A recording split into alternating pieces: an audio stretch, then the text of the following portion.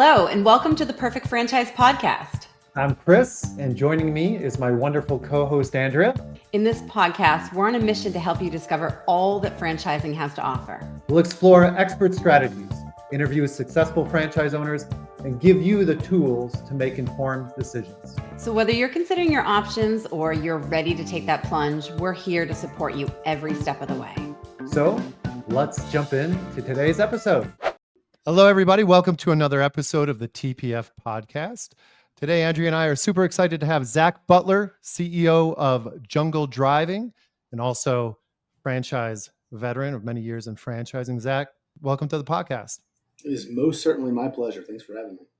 Yeah, it's great. So Zach, we're here to talk about Jungle Driving today. So start us out. Give us sort of the origin story. I know this isn't something you created, but you're now coming in and really building it. So take us back. How did this become a franchise? It's one of the best stories that of any of the brands that I've been involved with. So there was originally there was two founders, and one of those founders built the UPS training curriculum that they use today, and he's credited with lowering the accident rate by 70% across the country. He retires, talks to his next door neighbor, Fred Westdale, and they decide to open a teen driver's ed concept using that methodology, the state mandated curriculum, and they really wanted it to be more interactive and they wanted it to be an experience. So they blanketed a jungle theme on top of it. And they used terms like butt sniffer and classify drivers by animals. Well, they get started, home run, fast forward to the COVID days. One of the original partners passed away. A week later, the other founder's son passes away. And then there's about a 18-month period of equity buyout from the widow that, unfortunately wasn't the best experience. And then after that was kind of just getting settled, Fred and I actually met, and I thought this is one of the most unique concepts that I've seen in a space that is mandated by 37 of the 50 states. And so we got to talking, and we got an acquisition done where I acquired the intellectual property, and here we are. We're launching the franchise concept. We're opening a corporate location in Omaha, which is actually one of the states that's not required. We're really excited. Oh, that's great. So who's a butt sniffer? Is that the franchisee, the butt sniffer? Well, our developer, Jen, I always say, you're a hyena. That's what they call them. And they're the worst drivers on the road. They butt sniff all the other cars, and they have no care about anyone else's safety. I think we're probably more that person. I think we're going to have to be careful how the editors edit this podcast. Yeah, seriously, right? So Zach, I have 4 kids. They all are drivers at varying levels of ability and competence. I get it. Back in my day, we had driver's ed through the high school. My kids had private schools like a Jungle Driving. So I understand the business is out there. I understand what it is, but why should I be excited about it? When you tell me private driving lessons, where's the real opportunity here? Talk to me about that. Well, as I was talking to the founder, the entrepreneur side of me was like the red flags or the green flags, I guess you could say, were just getting thrown left and right. Where I said, Fred, how did you grow the business? How did you get customers? And they've only ever done one single advertising campaign. They did a direct mail piece to homes with students. It's only they've ever done. And so it's a really residual based business. It's in a space, like I said, that is required or mandated by most of the states around the country. And in the states that it's not, you have an option. And like here in Omaha, the largest school has every seat booked for 6 months. So if you went up to sign up today, you're not getting in for 6 months, and that's the largest competitor. So there is a huge demand, not enough supply in most markets around the country. And I have yet to find a single concept in this space that creates an experience for specifically teenagers. They're all very vanilla, DMV, boring, traditional education type of concepts. And this really stands out. And I'll tell you, there's a stat in Michigan where 4 out of 5 kids, after they get their driver's license, will get in an accident within the first 36 months. They surveyed over 1,000 parents at the Jungle location, and that same statistic was 1 out of 5. And so the curriculum is really effective. So you have the opportunity to really scale a residual style business in a space that's mandated that people have to use. And you get to save kids' lives by doing it. So hit on that a little bit. What is it that's making it different? Why are they better drivers? Is it kind of the fun terminology behind it?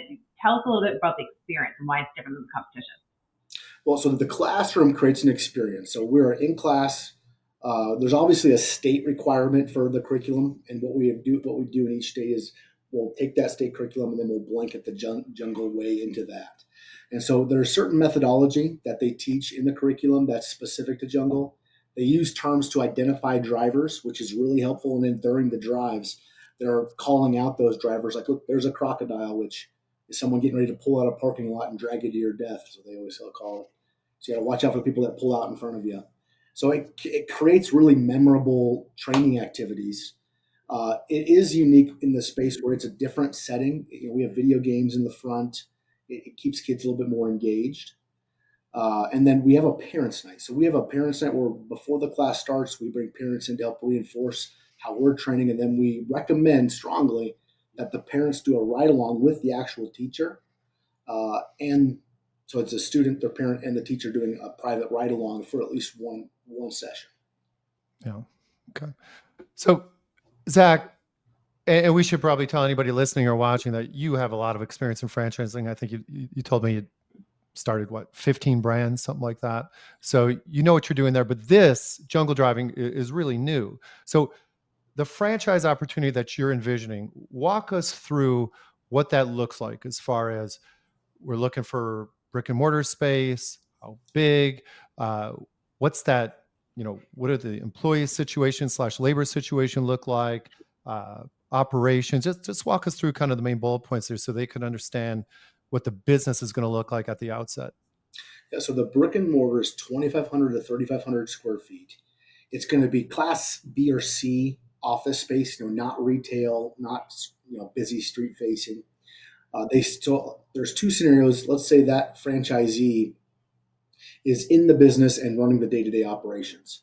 Well, they'll be getting their state certification. They'll teach classes and drive along. They'll start with one additional instructor. So there's really two, kind of employees that start, the franchisee and then one of the instructors. For owners that aren't in the day-to-day, they'll have a general manager and then an instructor.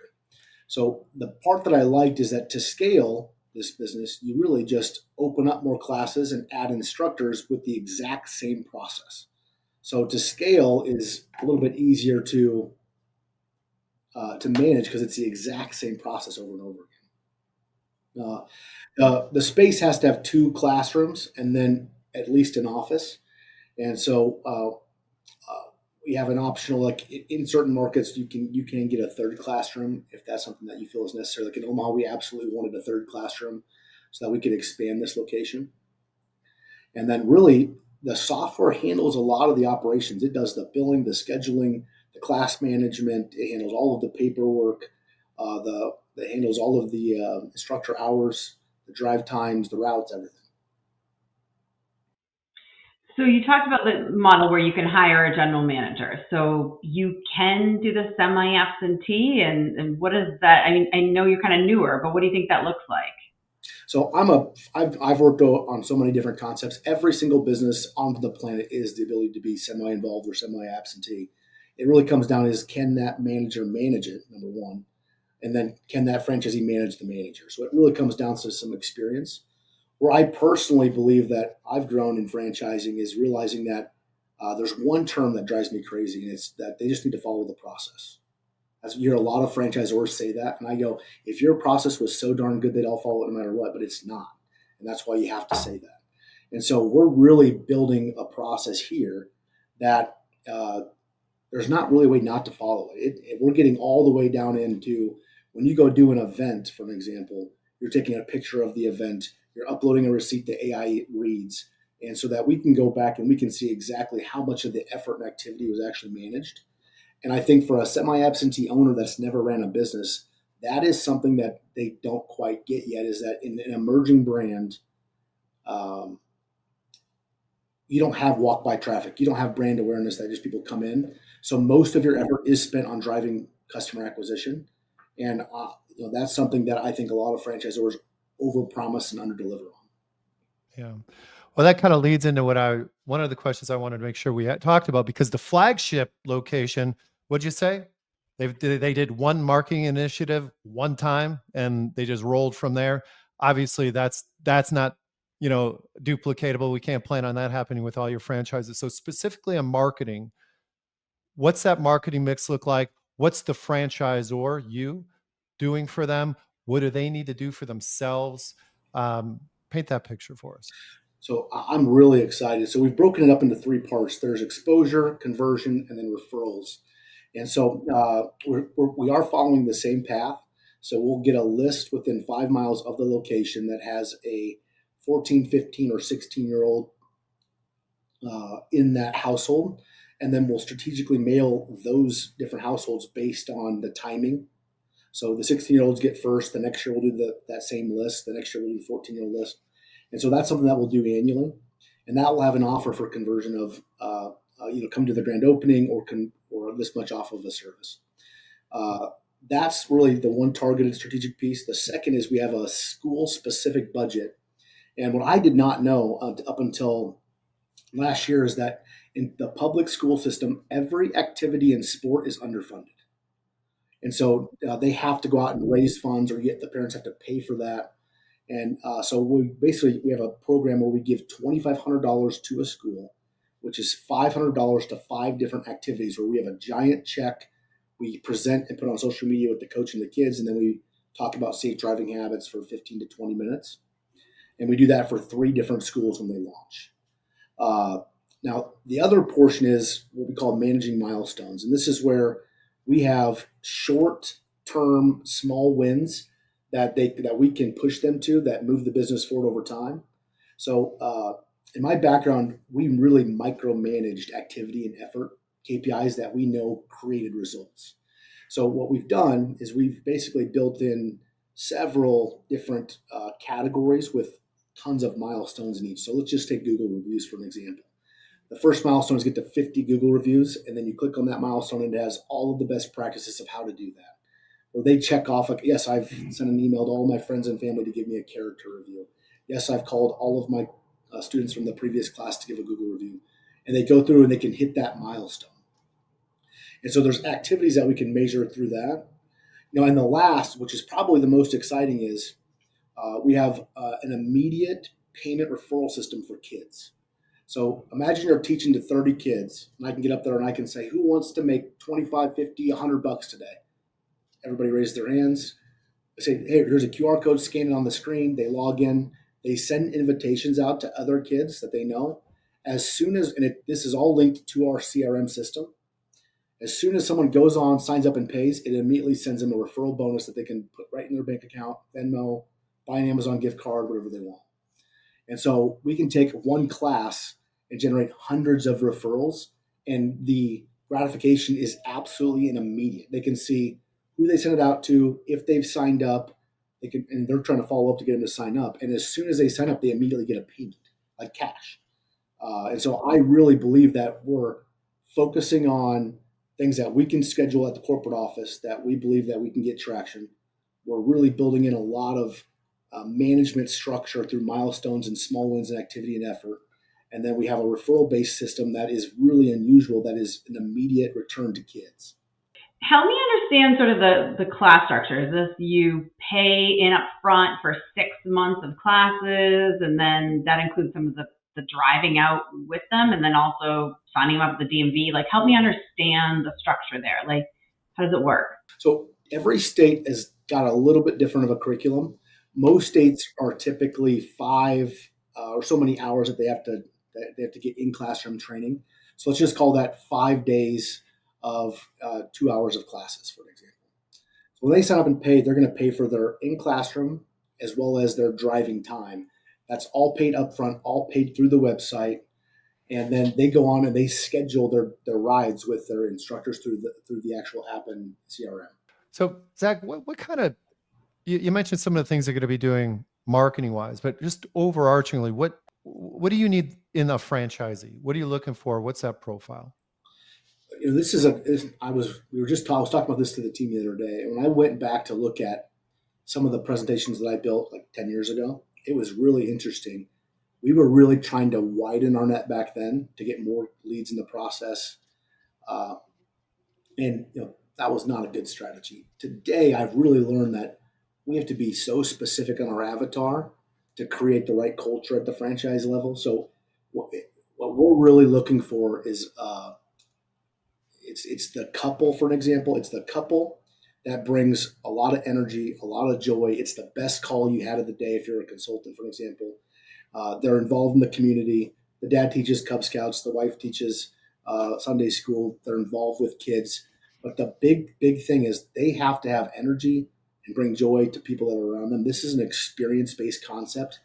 We do not want the financially and business savvy guy that is the CTO of some company that wants to be behind the scenes.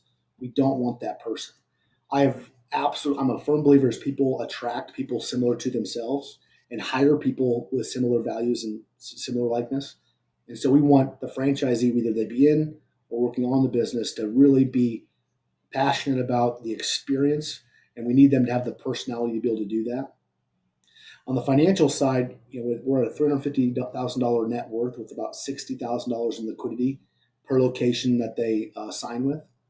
But I really think if I boil it down to a single avatar, it's a couple that everyone wants to be friends with, that brings a ton of energy and joy and life to the calls and the people that are around them. They have a 14, 15, or 16-year-old kid, and they're involved. They teach kids sports. They teach the Cub Scouts, Girl Scouts. They're involved in activities like that. So that is who we're looking for. That's great. That's helpful. That's really great. So Zach, thanks so much for kind of filling us in on jungle driving. We're going to pivot a little bit, and we're going to talk a little bit sort of general. And you've been around the block, so you're going to have great answers, I'm sure. So if somebody's contemplating opening a business, so they're in that early stage of discovery and they're thinking about it, what's advice you would give them as they're exploring businesses? Yeah, I think the first thing that I look at is how hard is this business going to be to manage? Number one, that's what I always look at first. You look at like an operating business. How can I manage that business effectively? The second is always customer acquisition. How do I drive customers? That is a big one for me. I've consulted with 7 or 8 brands in the last 6 months. I've launched 15 or 16 concepts, and digital advertising in today's age has gotten so disrupted that it's really hard to get traction unless you're a mature concept. And so a lot of it comes down to what things can you do in the community, or what type of activities that you can do to drive students. And I like being able to know where your customers are at. So like with Jungle, for an example, we know where the kids are at spring, winter, and fall all the time. And we have a new class coming in every year. So we can spend a lot of energy there. We don't have to go door to door, things like that. So I think customer acquisition is how are you going to get customers? And there's different concepts, but if your personality has to be wired for how you do that. That's important. And the third is how is it scalable? Can you scale the business to where you're not buying yourself a job? I think a lot of people overlook that portion. Yeah, no, that's great. Thanks. So one other sort of rapid fire question, and again, outside of jungle driving, what about somebody who's already decided to pull the trigger on any business and now they're a year in? What's the advice you'd give them that first year of business? I would read Traction by Gino Wickman. If you have the capital, I would hire an EOS implementer to help you structure how you manage the business. I've implemented Traction in every one of my businesses since I went through my first implementation. And then once we get to a point to where we're really growing, I bring a full-time implementer in, which is about a $25,000 to $50,000 cost over a few years. But that's one of the best things that I learned, is that going through and building a really solid operating system of how you actually manage that business from the top down is so important to the culture, so important to your sanity and results. But that would be one of the biggest things, is what operating system are you using to manage your business effectively?